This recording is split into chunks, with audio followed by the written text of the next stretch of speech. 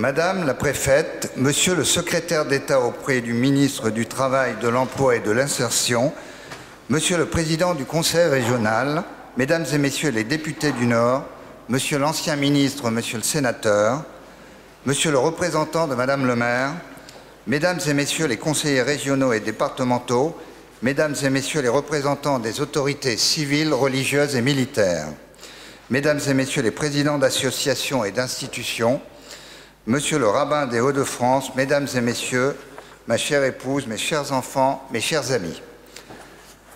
Comme chacune et chacun, j'aurais souhaité que cette cérémonie du Nouvel An juif se tienne dans des circonstances plus sereines. Nous vivons actuellement une période inédite où le temps semble suspendu. Après de longues semaines de confinement, puis de déconfinement, notre vie reprend progressivement avec émotion et soulagement. Dans nos synagogues, nous dirons que l'année s'achève avec ses malheurs et que s'ouvre la nouvelle année avec ses bénédictions. Le secret est là, choisir la vie, choisir l'avenir, certes incertain, mais choisir la vie. C'est cette manière d'envisager, de partager l'espérance qui s'appelle la République. Ce rêve n'est jamais terminé. Il est toujours comme Abraham, la promesse d'une promesse, un horizon qui précède, qui nous éclaire et qui nous guide.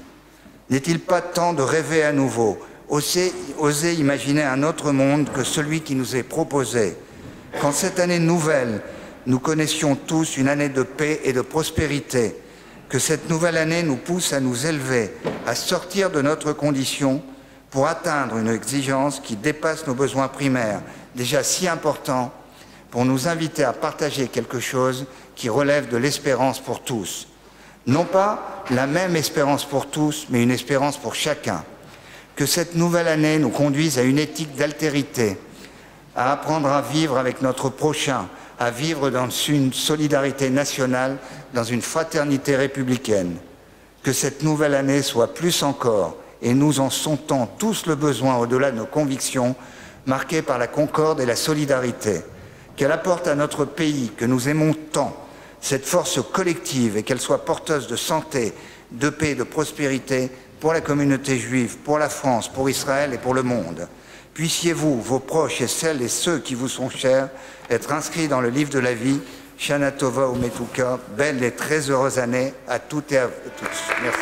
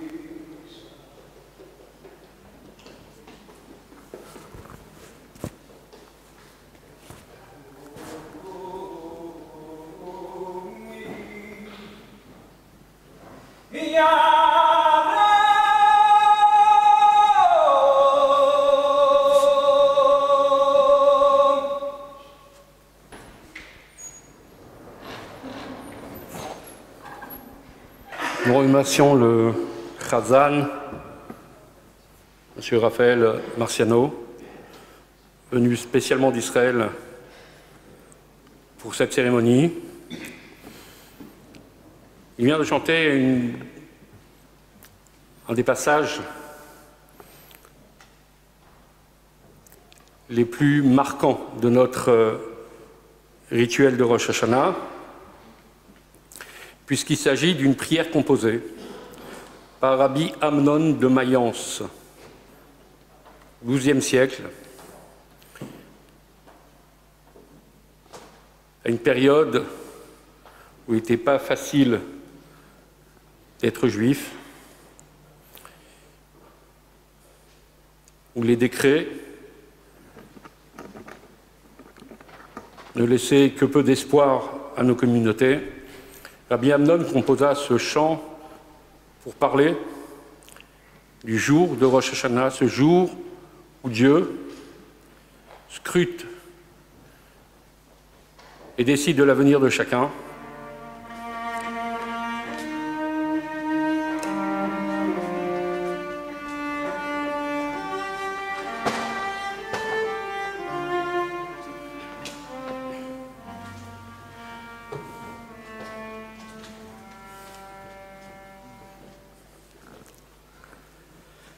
Je vais vous demander de vous lever. Nous allons procéder maintenant à la prière pour la République française qui sera prononcée par le général François Guggenheim.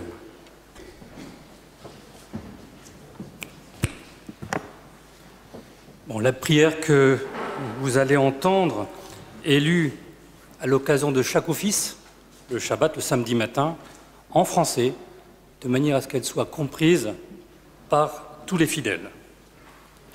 Prière pour la République française.